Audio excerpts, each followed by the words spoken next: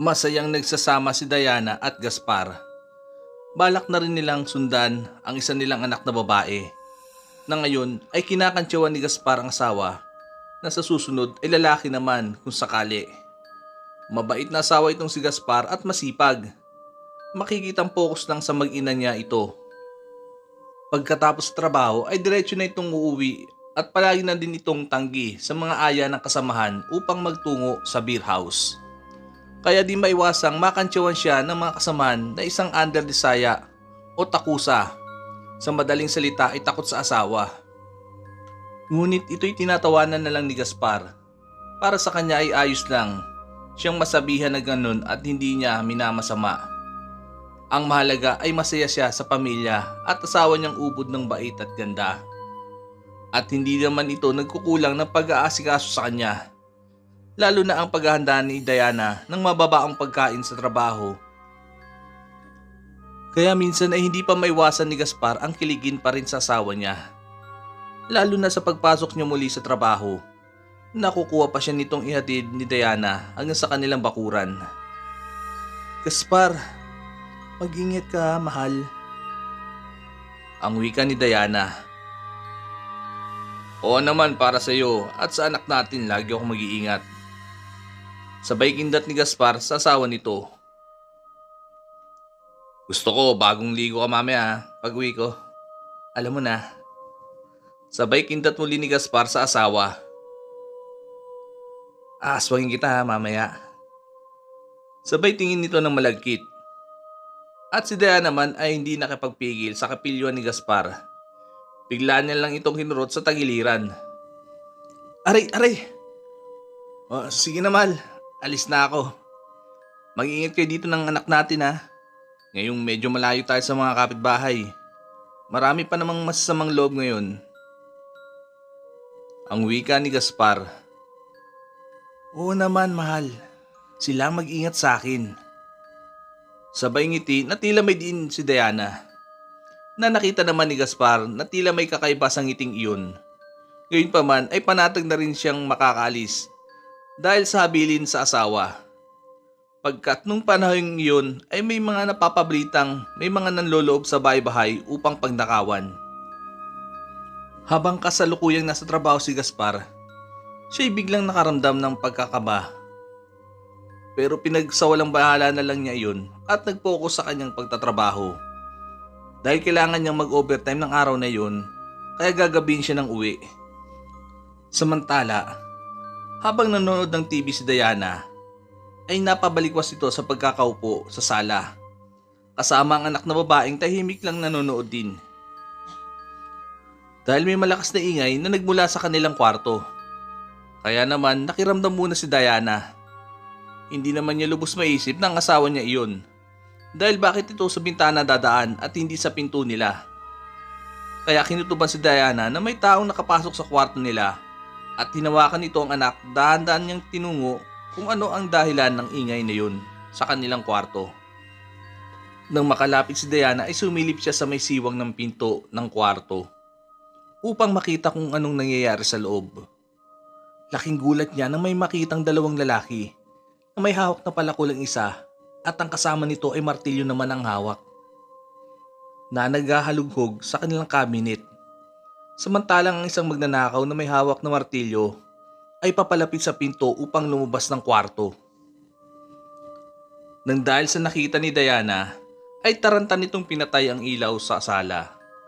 Karga ang anak at tinila iyon sa kanilang banyo, saka sinarado ang pinto.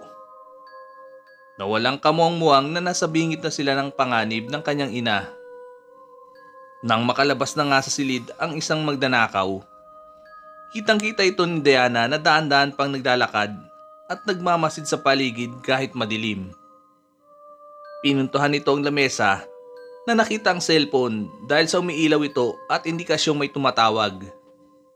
Dali-daling pinatay ng magnanakaw ang cellphone at tinanggal ang SIM card nang sa gayon ay hindi na makagawa pa ng ingay at mabisto sila na may-ari nito.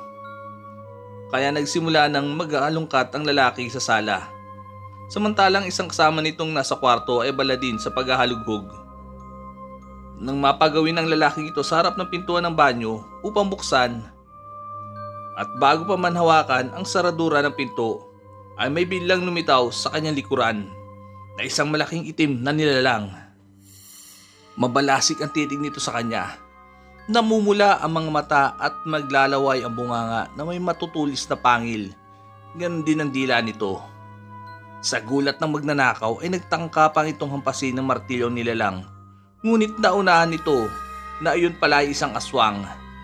Agad niyang kinalmot ng matutulis na kuko ang lalaki. Kaya napasigaw na lang ito. Ah! Ah! Halimaw! Sabay sunod-sunod na siyang inatake ng nilalang na nagkalat ang tilamsik ng dugo sa paligid ng sala. Dahil sa ginawang paglapas sa katawan ng lalaki, ay dilat ang mata ng magnanakaw na nakabulagta sa sahig ng sala at wala ng buhay. Nang dahil sa narinig na ingay ng isang magnanakaw na nasa kwarto, nagmamadali na sana itong tatalon sa bintana para tumakas. Nang biglang namatay ang ilaw ng kwarto, kaya natigilan ng magnanakaw at nakiramdam sa dilim. Nang may naaninag ito sa sulok, isang maitim na nilalang. Kaya nang hilakbot ang magnanakaw nang makita niyang papalapit ito sa kanyang kinatatayuan. Nang walang ano-anong, nasa harapan na niya at bigla siyang kinalmot sa muka. Sa sobrang gulat ng magnanakaw ay nataga niya sa balikat at tinamaan ng aswang. Nang dahil sa sugat na tinamo ng aswang, ay lalo itong nagalit. Biglang sinakbal ang magnanakaw sa leeg. Kaya napahiyaw sa sakit ang magnanakaw at unti-unti na siyang nawalan ng buhay. Namatay ng mulat din ang mata nito, kagaya ng kanyang kasama. Amoy na amoy ang samyo ng sariwang dugo na nagkalat sa paligid ng sala, maging sa kwarto. Nang dumating si Gaspar ng kinagabihang iyon, ay laking pagtataka nito dahil sobrang tahimik ng bahay at patay ang ilaw. Nang makapasok siya sa pintuan, at pagbukas ng ilaw ay kitang-kita ni Gaspar ang kanyang asawa. Na mula sa pagkanyang aswang ay unti-unti itong bumabalik sa anyong tao. At hindi na naabutan ni Gaspar ang mga bangkay ng magnanakaw na agad nang nabitbit ni Diana palabas ng bahay nung nasa anyo pa ng aswang. Kung saan pwede itapon sa ibang lugar ang mga bangkay na hindi mapapansin ng tao. Biglang nag-alala si Gaspar na makita ang kalagayan ng asawa dahil duguan ang balikat nito sa pagkakataga ng palakol. Madaling nilapitan nito ni Gaspar at pinunasan ang sugat. Kumuha ng malinis na tela at itinali iyon. Nang marinig ang anak na umiiyak sa banyo, agad na tinungon ni Gaspar at pagbukas ng pinto ng banyo ay nakita ang anak na babaeng walang tigil sa pag-iyak. Agad niya itong kinarga at inilabas sa banyo. Kaya biglang naluha si Gaspar at niyakap nito ang kanyang mag-ina.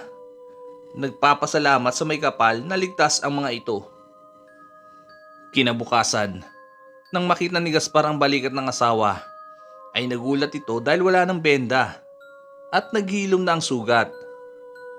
Tiningnan ni Gaspar sa mata ang asawa. Nakitang-kita na baliktad ang refleksyon niya sa balintataw ng mga mata nito. Napawikan na lang sa isipan si Gaspar na kahit hindi na tunay na tao ang kanyang asawa, ay nagpapakatao naman ito bilang isang mabuting asawa. Kaya lalo niya itong mamahalin. Nanapilitan lang pumatay dahil sa pagtatanggol laban sa mga masasamang loob. Pagkat pinuprotektahan niya ang kaligtasan ng kanyang pamilya, ito ay nangyari dahil sa aswang ang asawa ko.